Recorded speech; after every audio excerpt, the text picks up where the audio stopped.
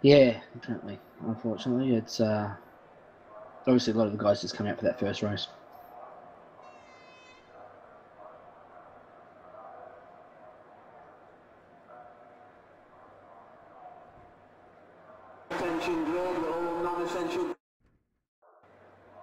Well, with the smaller grid, you might see a lot of the guys that had a hard race last time have a clean race this time, and might actually be able to put some pressure on Dave. So that 60% front wear rate that you might find might be closer to 40.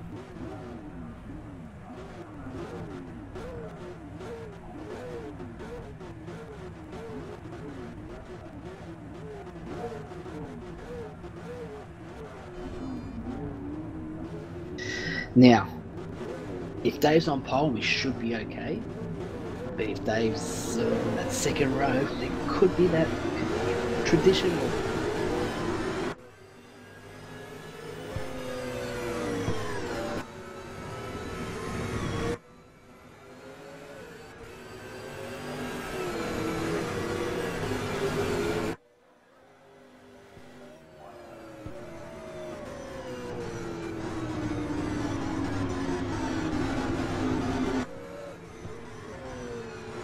I like that.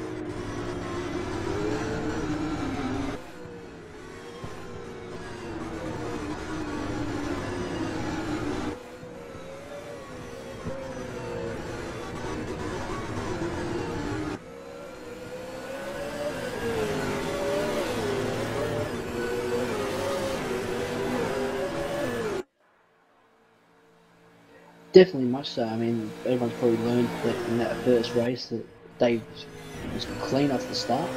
The problem with Dave's starts before was not only just his tidiness off the line, but into that first turn, he was always the traditional cold brakes hot head, and it really put him unstuck because he either have to try and put himself off track and then make up positions, or he just tag someone accidentally.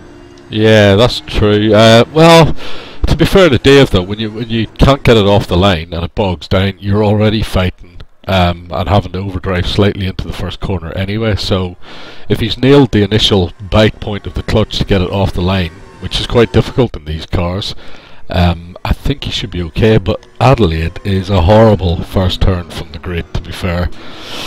Dave's going to be on the outside, Clark will be on the inside, so if they run side by side into there, there's potential for an issue, so let's hope they behave themselves. And here we go, Troy. We are now gridded up from race 2, 55 in pole position, the 360 Nissan in second, Gavin Cox in third, Richard Turner fourth, Roger Clark fifth, Dan Stevens sixth, Matt C seventh, Norman Clark eighth, Lofty ninth, Ian Hannon 10th, Carlos 11th, and Unpronounceable in 12th. And that's the thing with this new mod, the clutch point is Here we a go. lot different to what it was. And we're building up the revs, rise, and the 55 makes a great start. The initial bite was good, the second bite of the clutch from the Nissan is a bit better, but Dave's going to lead into the first corner. That's a nice little go, everybody looks like they're going through nicely. One of the Red Bull Commodores was a little bit wide, and Dave straight into the lead. Brett Clark second, Gavin Cox third position. Yeah, look, it seems like Dave's definitely going to start sorting out here, and it just shows the difference between the power of the Nissan and the Ford. The Ford's just got that little bit more talk about it, where the Nissan is just really lacking. Well, we're going to find out right now. We're heading down the Brock Straight, heading towards turn 8. The Ford is pulling a nice little gap. Nissan is wiggling around a little bit looking for some the slipstream, but he's gone hard into turn 8 and he's kept it together. Unfortunately, Richard Turner behind has clipped the wall a little bit. He's right up the back of Gavin Cox, and Dave leads into turn 9 with the Nissan stuck right under the rear wing of the Ford.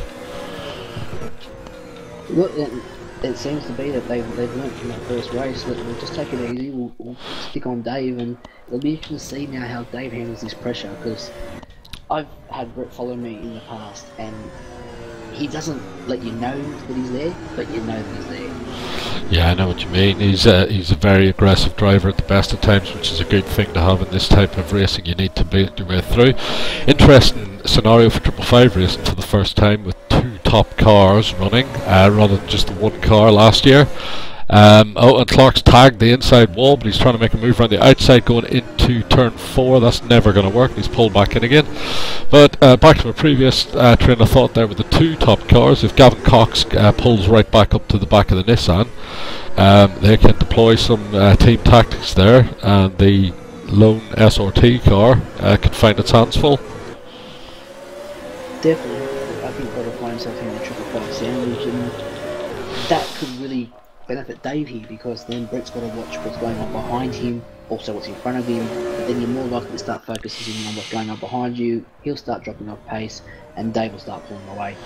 That Nissan pulled it back down the straights this time. It's right back up under the rear wing of the Ford.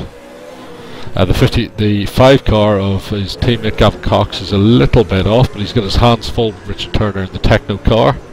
Dan Stevens is in 5th position. He's just keeping a watching brief on the Techno car at the moment. Definitely seems as though it's going to be tight up the front. Need to say we can just get another 2 cars up there. I think it would be a great lead pack. Well, I think Gavin Cox would like to join his teammate up the front, but he has got his hands seriously full of this 97 Techno car, which is all over the back of the Ford at the moment, and is giving him a right headache. I don't think he'd have expected that this early in the race from one of the new guys, but this guy's got pace, and it's good to see.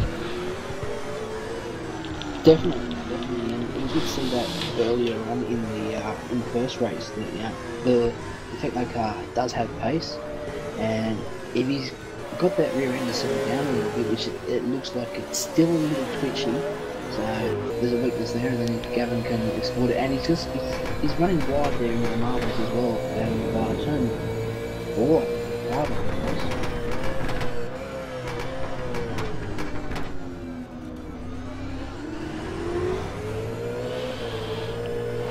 Yeah, we're just on board with the Nissan now. Oh, and Dave's locking a wheel going into turn 12 there. Don't want to be doing that too often. You don't want to do it at all with these cars, because one thing I have found is even the slightest lock up. Ooh, and we've got lap traffic already, Troy. Lap traffic already. Staying right to the outside of the track. Fair play, that Mercedes just stayed out of the way there. Didn't interfere with the lead battle. And that's what these back markers, this is a good time for them to work out how to put themselves in a position to be overtaken by the faster guys. And look, hold your line, guys, is all I can say. These guys are a class driving, a class act. They'll get around you without an issue. Oh, and interestingly, this did not happen in the previous race. Nobody dipped into the 19s. Brett Clark dipped into the 119s on that lap, and he is right up the back of the Ford going on to the Brock Straight, heading down towards turn 8. He needs to stay off him a little bit into turn 8 just to make sure he doesn't wash out and hit the wall. Definitely, you do not want to be right under the rear wing of the car going into 8, because these cars have little to no aero as it is. The last thing you want is to be behind another car. And Gavin Cox seems to have broken the challenge. Oh, Richard Turner has actually crashed from the looks of it. Yeah, and he is out of the race. That's unfortunate. Which has freed up the 5 car teammate to try and cruise up to the back of the battle in front. Definitely, because these 2 up front, they're not going to be running at their optimum, even though Brett's just punched out in 19. That could be just a fact that he had enough of a gap to punch out a good lap time. Now they're going to battle. We all know once you get into a battle, you're going to not be at your best speed. Yeah, it looks like Dan Stevens in the other SRT Nissan has had a little bit of an issue. He's in 5th, but Lofty in the 888 car has passed him now, and from the first corner Lofty had a bit of an issue, so he was well down the field, so he's shown good pace as well. You still got 8 cylinders in that Nissan? As far as I can hear, last lap for Dan Stevens was 124.9, whereas 120.4 for Lofty. Definitely a big moment there for Dan. Well, it is on at the front. Dave Kinnaman has just run a 19.9. Brett Clark has run a 19.7 on that lap. So these 2 are going at it. I seriously doubt there'll be tyres on these cars at the end of this race. I think you might find that Dave's actually going to have to make a stop this time around. Well, I would like to think so, or else he's got pace and he's got tyre life. If he's got that, then he's got everything the racer wants. Yeah, Clark has just backed it off a little bit on this lap. Interesting to see as Dave crosses the line for this this lap at 19.9 and a 21.1 for Brett Clark. Okay, so they've slipped it down a bit. Maybe they both realise their tyres aren't going to be there. And well, one of them, only one of them's took it down a bit. Maybe Brett's realised that that's what Dave did in the last race, and he's decided to maybe step it back a second or two and just try and give himself some life at the back end of the race. The driver for me to watch is Gavin Cox, though, in third position. He ran a 120.5 on that last lap. Gavin is well known for looking after his tyres. I mean, we had the shock of our lives at Phillip Island when he ran the soft tyres for the whole race without a pit stop, if you remember, Troy. Yeah, that second stint of tyres, he ran the softs for, I think it was 24 laps, if I remember correctly, and we actually had Rob with us. Was it Rob? I think it was in your box, and he actually managed to say that you were lucky to get 17 laps out of those. That's correct, yeah. It was absolute shocker for us. We were expecting a pit stop at any time. So here we go, we're about to cross the line again. It'll be interesting to see what the lap times are this time. Clark looks a little bit closer, but nowhere near as close as he was for the first few laps. No, maybe he's starting to find a bit of tyre. Oh, fastest lap of the race. A 19.658 on that lap and a 20.3 for Dave Kinnaman. And who's thrown that out? Was that Gavin? Brett Clark threw that down, the 119.6. Okay, obviously Brett's had a bit of overcooked those tyres for a little bit, so he's just backed it off for a lap or two to let them cool down, and now he's going to have another bite at him. Exactly, it's interesting to see what's going to happen with this one. So if we move through the field a little bit, down in fifth position we have the next two Nissans. We have Dan Stevens followed by Ian Hannon. And Roger Clark is keeping close company for Ian on this one. Look, I've raced with Ian for pretty much ever since I've joined you guys, and I tell you what, he is great fun to race with because he'll be the first one at the bar with you, buying a beer and having a good laugh at what has happened.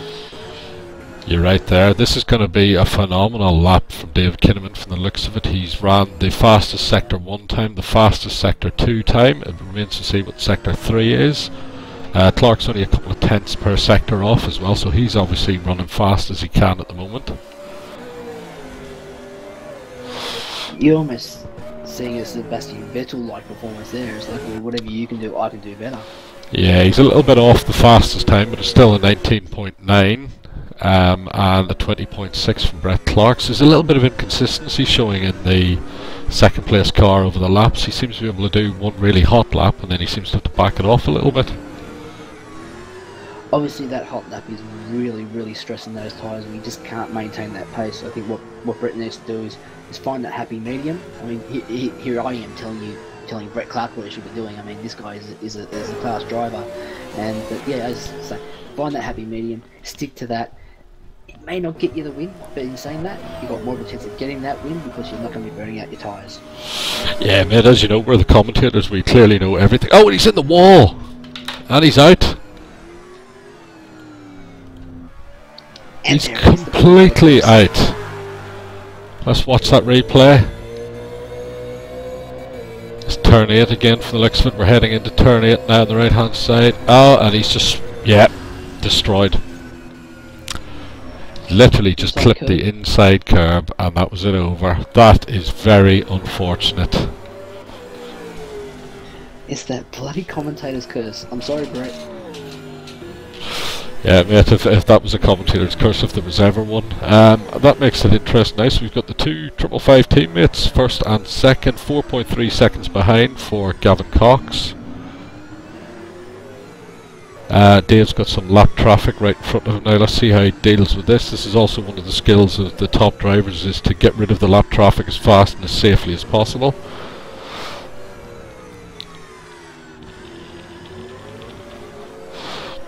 And he's catching up down the Brock Straight, heading into turn 8 again. Not where you want to be, under the rear wing of the car in front. The Holden's clipped the wall as well, getting a bit overexcited there. That's poor form by that car, to be fair. They should have let Dave through already by now. And eventually does.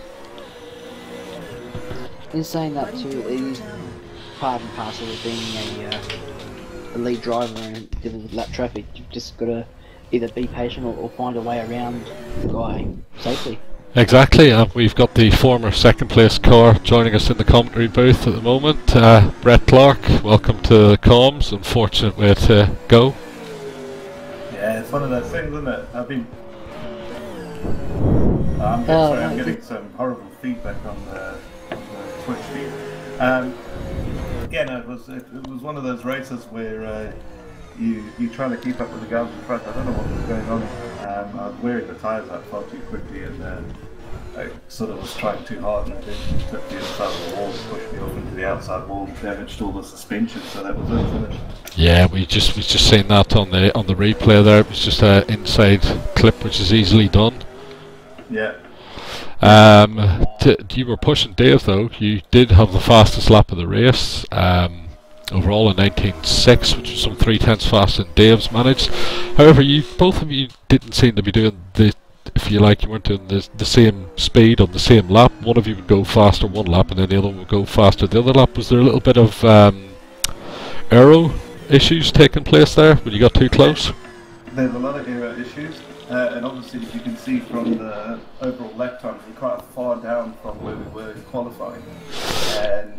And these cars seem to be heavily affected by fuel where the old ones weren't. Oh, in what sense?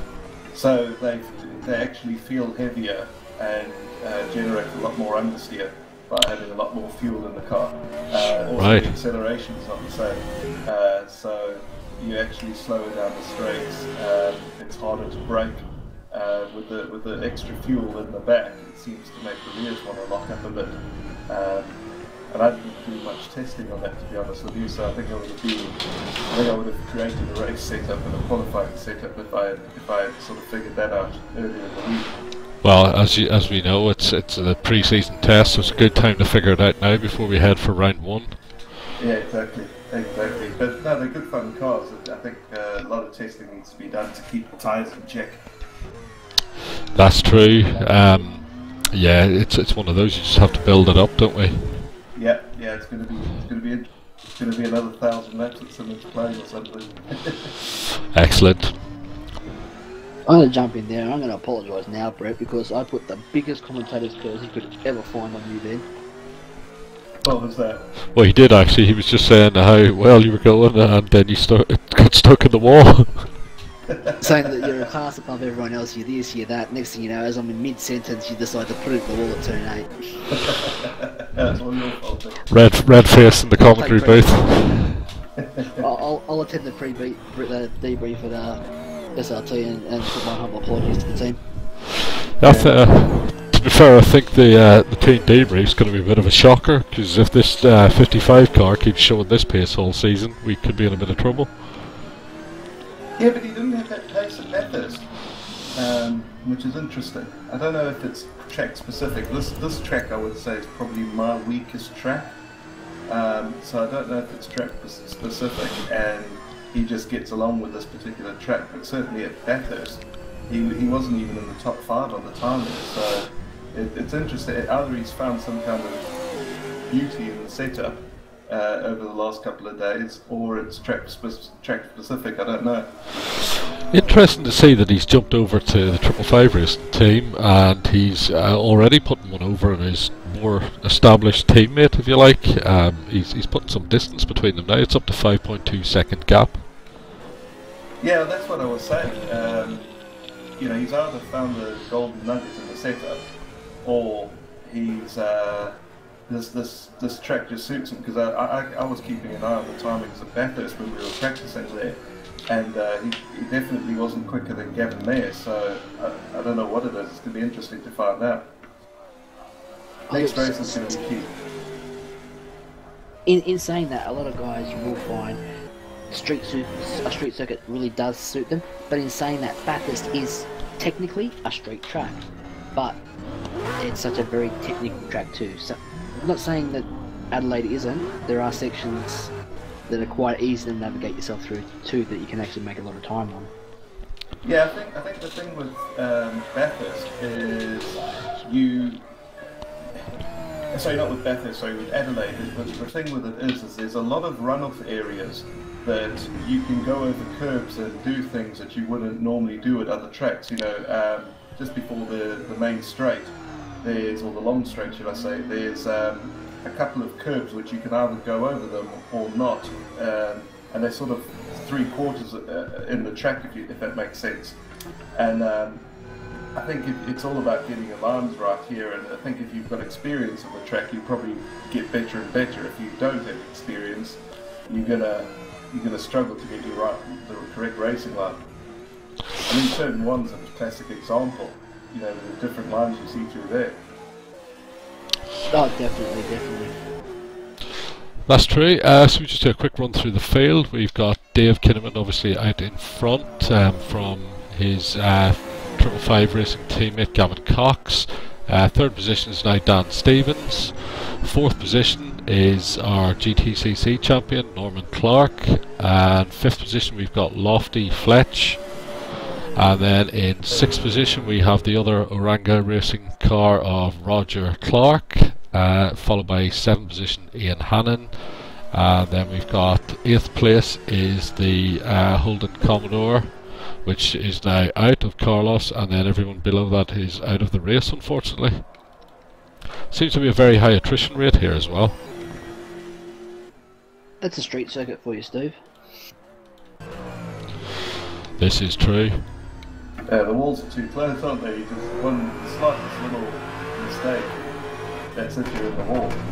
But I'm interested to see Dan's doing very well. He seems to be catching up. Well, he looks like he's right behind, but he said he's 36 seconds behind on the timing. Yeah, he's 36 seconds behind first overall, 32 behind Gavin Cox. Okay. Oh, look, I've got to say one thing. I love Adelaide. I love turn 8.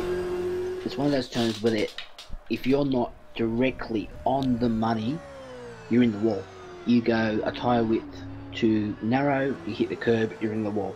You go a tyre width too wide, you hit a bit of dirt offline, you run wide, you're in the wall. It's just one of those turns that you've got to be switched on all the time. Yeah, you can't have a lapse in concentration. It's like turn 4. Gavin's just gone into the wall now as well. Turn 4 is a difficult one because in your braking zone there suddenly becomes a curve halfway through it, and if you're not totally concentrating, you can hit that curve and then that's it, you're going to go into the wall because your car won't stop. So it's really difficult. I think that's why you'll find a lot of the drivers love Adelaide, because you have to be switched on. And noticing a lot in the past from the actual supercar coverage, you see a lot of drivers suffering with that first race because it just takes so much out of them. First race of the season and such a high demanding race, first race. Yeah, I totally agree. It is one of those where you really can't have a moment's lapse in concentration, otherwise you're finished. It'd almost make you want to see a 1000k race round here, wouldn't it, Brett? Yeah, I don't think a lot of drivers would be too happy with that one. Although they did one back in '99. Back in '99, didn't they, with the sports cars? I don't know. I don't know a lot of the history of Adelaide, to be quite Troy. Honest. Didn't they do a 1000k race with the sports cars around Adelaide in, I think it was the Millennium, 99 to 2000? I'm not entirely sure on that one. I'll have to go back through the record books. They did. I reckon they did. That was one of the big kick-off points for Lowndes leaving HRT, because he wanted to drive the Audi sports car and Walkinshaw wouldn't let him out of his contract to drive it. I see. And if I remember rightly, David Braddon ended up driving, and it was decorated as a crocodile skin on the car, actually. That's one for you later. Have a little Google around. I think it was the Adelaide 1000 race of the Millennium or something like that. Yeah, definitely worth having a look at. Absolutely. So yeah, 5 laps to go. Gavin was catching Dave, but he's obviously tagged the wall a little bit there, and cost him that couple of seconds that he had made up. One thing I'd like to bring up there and ask his teammate Brett, Dan, down in third, a little bit concerning considering the pace he was running earlier in the week. I don't know. I mean, I obviously haven't seen what's caused him to be that far down. I don't know if he's been caught. I know he was hit by Ian at some point. So I remember that coming over the team radio that he'd been hit by Ian. So for all we know, he's running a bit of damage. And the type of guy who will try and cope with it rather than pit. Yeah. So you could find that that's something to do with it, but also it's new cars, it's new, you know, that everybody's getting used to the way the tyres work, and at the moment Dave's the one who's got the hang of it. That's true. I'm just looking at his outright lap pace. He's done a 1:19.2, which was third on the overall timing charts earlier in the week.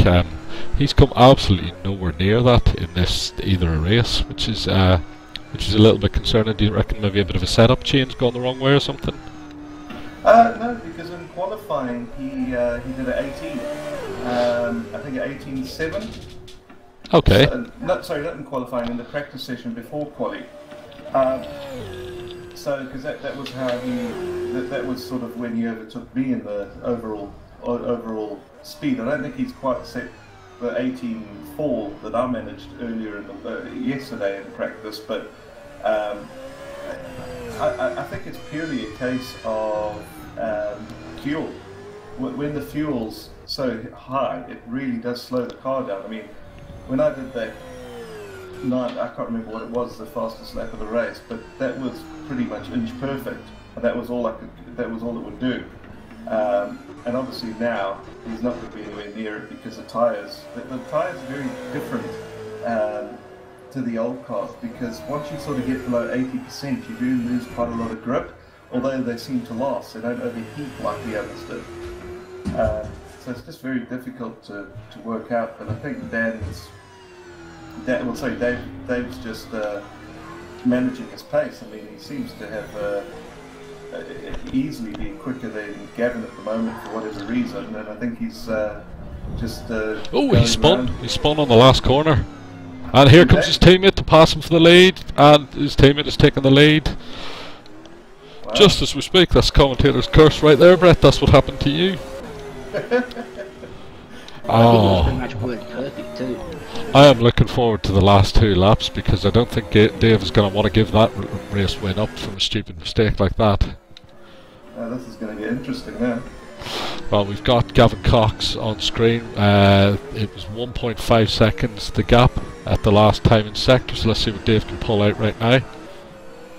He's giving it some now. 24.9 first sector for Gavin, at 24.4 for Dave. This is on for the last few laps. Yeah. Tell you what, if we won the grandstand finish, we got it. Yeah, we could see just how much teammates means to these two at this point in time, because I bet Gavin doesn't want to let that go. No, not at all.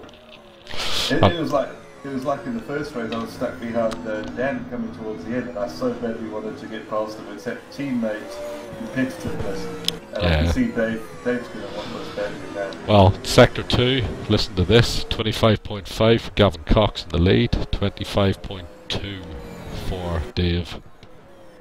Yeah, but his last sector is going to be slower. That 5 car is looking a little bit shaky. He spun again. He's lost it on the last corner for the second lap running. He seems to have just gotten a little bit too excited on that loud pedal, you know. Getting Yeah. He was almost a second just in two sectors. Exactly. He didn't need to push that hard. His tyres are gone. Yeah, I think his rears have gone. That was my next theory. So let's see how he manages it from now. He's 11 seconds down. This is the point, as when you're right up there, as the best drivers know, is when you're having an issue and you can't get any more places out of it, back it down, take the car home. Let's watch the sector times and see if he's taking that approach or not. Well, I think he could be. How many laps are left now? Is it? Last lap. Right. Okay. I was say because the way his tyres look like they're holding out, if he could be under pressure from that, I think that's just a bit too far behind. Absolutely. So Gavin Cox is going to hopefully, from his perspective, cruise home to the win. Well, That's a surefire clean sweep. He's done, and automatically, Gavin has just dropped the throttle off. He's done a 32.7 in Sector 2. Oh, hang on. What's going on here? He's also struggling. There's something No, wrong. he's going to give the win to his teammate.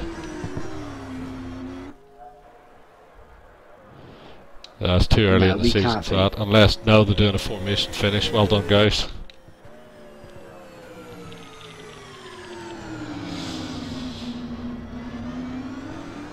Yep, perfect formation finish.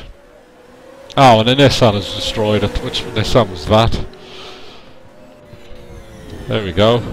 1-2 for 555 Racing. A bit unfortunate there for Dave. And Mr. Hannon decided he'd get in on that. I think he wasn't having any of that.